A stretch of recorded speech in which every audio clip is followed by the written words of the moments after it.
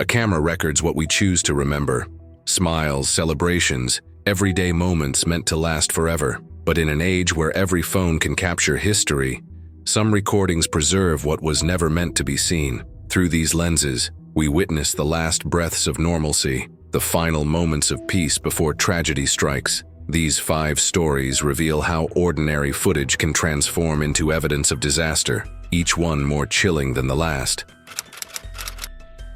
It was August 6, 2016. Beneath the clear California sky at the Lodi Parachute Center, Tyler Turner, an 18-year-old high school graduate with a 4.3 GPA and a full scholarship to UC Merced, arrived with his mother and 2 friends. The day was meant to mark a milestone, his first tandem skydive. Despite having mild cerebral palsy, Tyler approached the challenge with quiet determination, eager for the experience ahead. The Lodi Parachute Center, established in 1964, was one of the largest drop zones in the United States. To first-time visitors, it seemed like an ideal place for such an adventure. What few knew was the facility's troubling history: 28 deaths since 1985, a record that remained hidden beneath its long-standing reputation.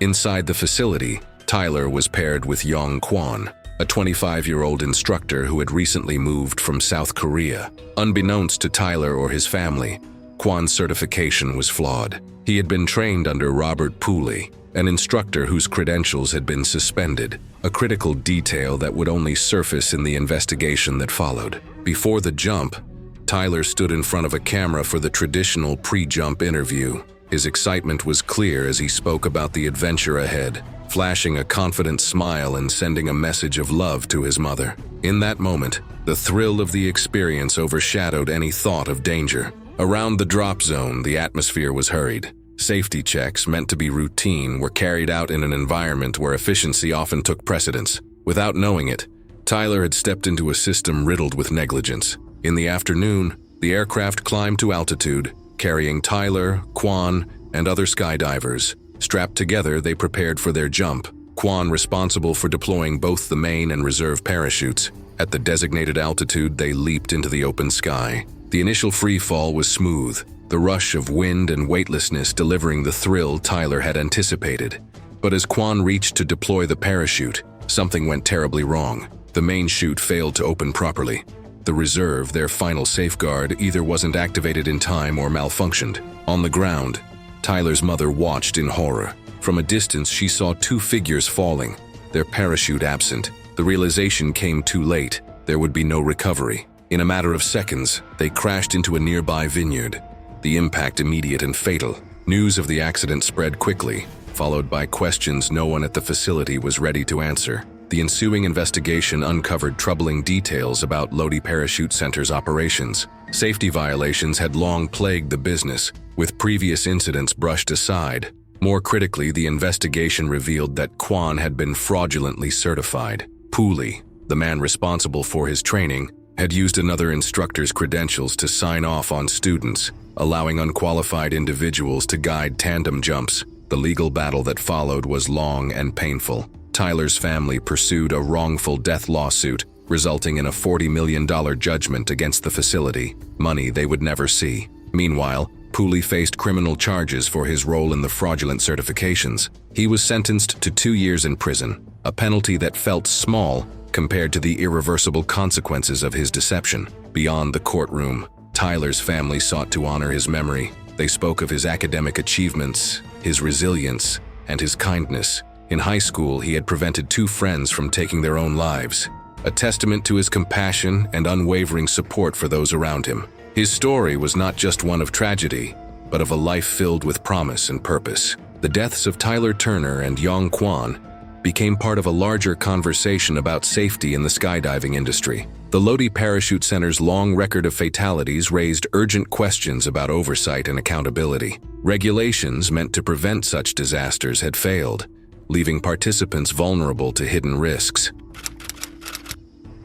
It was July 26, 2024, as the sun began its slow descent over Lake Michigan. A 25-ton double-decker yacht slipped away from Chicago's 31st Street Harbor, carrying 16 passengers eager for an evening of celebration. Music and laughter filled the air, marking the start of a birthday party on the water. Among the crew was Lorenzo Tobin, a 40-year-old deckhand from Illinois, hired to assist during the festivities. The yacht cruised through familiar waters, but Lake Michigan, even in summer, held dangers beneath its surface. The deep, cold currents remained a silent threat, unnoticed by those enjoying the night. The vessel moved steadily forward, its passengers unaware of the disaster forming around them. As twilight set in, the first signs of trouble appeared. The yacht, stable since departure, developed a noticeable tilt. Drinks swayed on tables, and a few passengers exchanged uneasy glances. Yet, the celebration continued, laughter drowning out concern.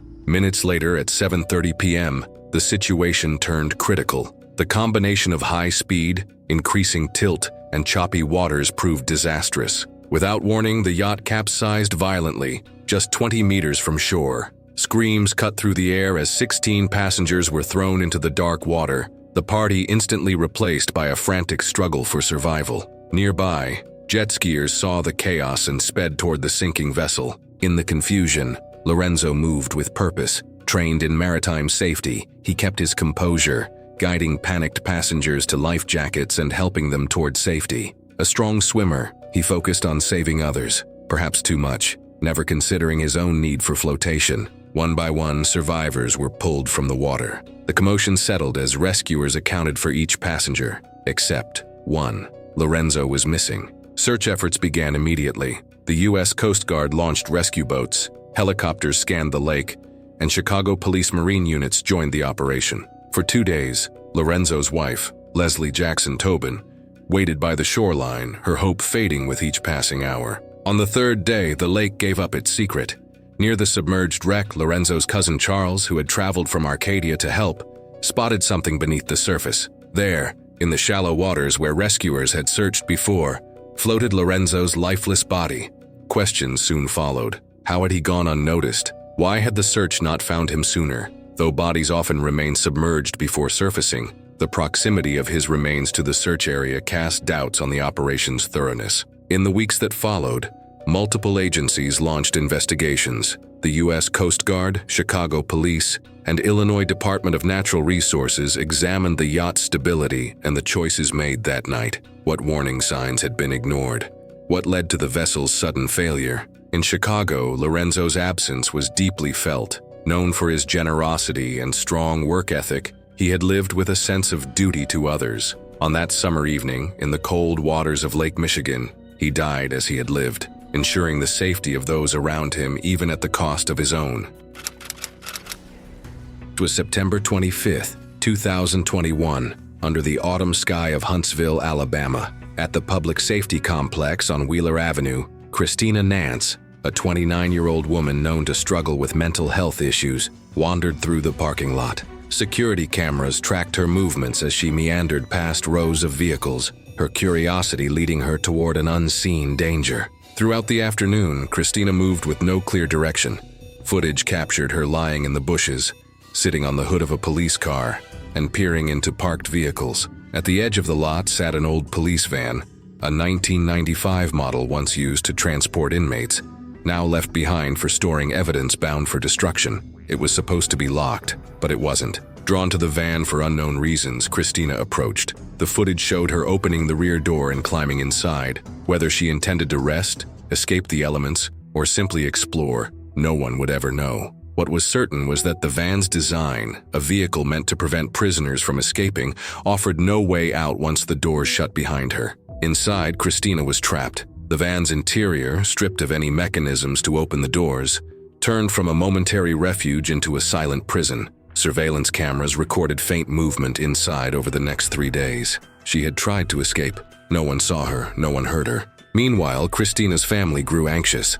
She hadn't been seen or heard from, and by October 2nd, they reported her missing. The search began, but no one thought to check the police parking lot, where she remained locked away in the scorching heat of the van. Inside, conditions deteriorated rapidly. The Alabama sun turned the metal shell into an oven by day, while the nights brought little relief. With no water, no food, and no way to call for help, Christina's strength faded. The final recorded movement inside the van occurred on September 28th. After that, there was only stillness. Days passed. Christina's family searched tirelessly, knocking on doors across Huntsville. Her mother, Teresa Nance, pleaded for answers. Desperate, she even visited the police station, unaware her daughter was mere feet away, dying inside a vehicle that shouldn't have been accessible in the first place. On October 7th, 12 days after Christina first entered the van, an officer walking through the lot noticed something out of place, a pair of shoes near the vehicle. Approaching for a closer look, he saw that a window had been partially rolled down. Peering inside, he made the grim discovery: Christina was dead. The news spread quickly. How could this have happened? Why hadn't anyone noticed? Huntsville Police Chief Mark McMurray acknowledged that the van should have been locked, calling it a violation of department policy. An autopsy conducted by Madison County Coroner Dr. Tyler Berryhill found no signs of foul play or trauma, though the exact cause of death required further study. As the investigation unfolded, the timeline became clear. The footage told the story. Christina had entered the van voluntarily, but once inside, she had no way out. The van had last been used in March 2021, left sitting, unnoticed until it became a death trap. The tragedy forced the department to reevaluate its procedures. Why hadn't routine checks of the lot uncovered her presence sooner? Why was a vehicle designed to confine prisoners left unsecured in a public area? The oversight was glaring, the consequences irreversible. For Christina's family, the pain was immeasurable. She had struggled, but she had also been known to the police's crisis intervention team. She wasn't just a missing person, she was someone they should have been looking for. She had died steps away from help, alone in the darkness of an abandoned police van. Her death was more than an accident. It was the result of failures in security, in procedure, and in a system meant to protect its community. The old police van remained as a silent witness, a relic of a different time, now forever tied to the life it had taken. It was July 25th, 2021. In the rugged landscapes of Himachal Pradesh, India, monsoon rains had lashed the region for days, soaking the mountainsides and loosening the earth. Yet travelers continued their journeys along the winding roads, unaware of the danger brewing above them. Among them was Dr. Deepa Sharma, a 34-year-old Ayurvedic doctor from Jaipur. She had chosen the mountains for her birthday trip, a journey meant to be filled with adventure and celebration. Like many visitors to the region, she had booked passage in one of the local 9-seater tourist vans that regularly transported sightseers through the mountain passes. With her fellow passengers from various parts of India, she made her way along the Sangla-Chitkul road, each turn revealing breathtaking vistas that masked the risks beneath the surface. That morning, Dr. Sharma documented her excitement through social media. At 12:59 p.m., she posted a photo from the Nagasti ITBP checkpost, calling it the last point of India where civilians are allowed. Her words carried no hint of the catastrophe that would unfold minutes later. As their vehicle approached Batsari village, the rain had momentarily eased, offering a deceptive sense of calm. Ahead lay the Baspa River Bridge, a crucial crossing point for vehicles traveling the Sangla-Chitkul route. The tourist van carrying Dr. Sharma and 8 other passengers began its careful approach toward the bridge. The road curved along the mountainside, and the driver focused on navigating the narrow path. Unseen above them, the saturated slope had reached its breaking point. At 1:25 p.m., the mountainside gave way. Massive boulders, some the size of small cars, broke loose, crashing downward with unstoppable force. As their van reached the middle of the bridge, rocks and debris tumbled in their wake, the thunderous sound echoing through the valley. There was barely time to react. The first boulder struck the bridge's support structure, sending shockwaves through the entire span. More rocks followed, smashing into the bridge and the vehicles crossing it. The tourist van carrying Dr. Sharma and her group was trapped, too far onto the bridge to reverse, yet too far from the other side to accelerate to safety. The force of the falling rocks shattered the bridge's remaining structure, sending all vehicles, including Dr. Sharma's van, plunging into the ravine below. When the dust settled, the destruction was staggering. 9 tourists, including Dr. Sharma, lost their lives. Among them were Pratiksha Sunil Patil from Maharashtra, Amok Bapat, and Satish Katakbar from Chhattisgarh, and others who had come to admire the mountains, unaware of their hidden peril. Rescue workers arrived swiftly, searching for survivors among the wreckage. 3 people were pulled out with injuries: Shiril Oberoi from Delhi, Naveen Bhardwaj from Punjab, and Ranjit Singh, a local from Batsari. Their survival amid such devastation seemed almost unreal. The site bore the scars of the landslide's power. The bridge lay in ruins, its twisted remains a stark contrast to the serene river below. Crushed vehicles and shattered glass lined the road, the mountain's wrath leaving a grim aftermath. In the days that followed, Dr. Sharma's final social media posts took on an eerie significance. Her last tweet, "Life is nothing without Mother Nature," circulated widely, a chilling reminder of nature's dual power to inspire and destroy. Her brother later shared that she had bought a professional camera and a new phone for this trip, eager to capture the beauty of the mountains she would never leave. Across the region, discussions on monsoon travel safety resurfaced. Prime Minister Narendra Modi and Chief Minister Jairam Thakur expressed condolences, and the government announced compensation for victims' families. But no amount could undo the loss. Dr. Deepa Sharma's journey had been one of adventure and wonder, yet it ended in tragedy. Her story, along with those of her fellow travelers, stands as a stark reminder of nature's unpredictability and the fine line between awe and danger in India's majestic but treacherous mountains.